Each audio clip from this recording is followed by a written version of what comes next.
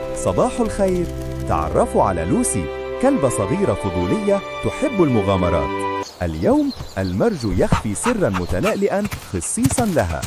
تجري لوسي في المرج تتبع الضوء المتلألئ، كل خطوة تشعر وكأنها مغامرة جديدة. ما هذا الوميض في الماء؟ ما هذه الشيء؟ تتسع عينا لوسي عندما تكتشف مفتاحاً ذهبياً صغيراً. ما الذي سيفتحه؟ يتحول المرج إلى ملعب.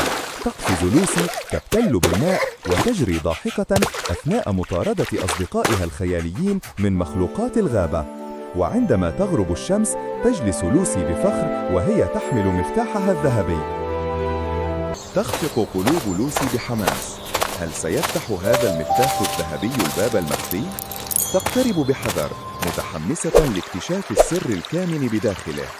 وعندما يفتح الباب تدخل لوسي حديقة سرية أكثر سحراً مما كانت تتخيل. كل زهرة تتلألأ وكل صوت يهمس بقصة جديدة. تكتشف لوسي كنزاً مخفياً، جوز ذهبي صغير وجواهر متلألئة تتلألأ تحت أشعة الشمس.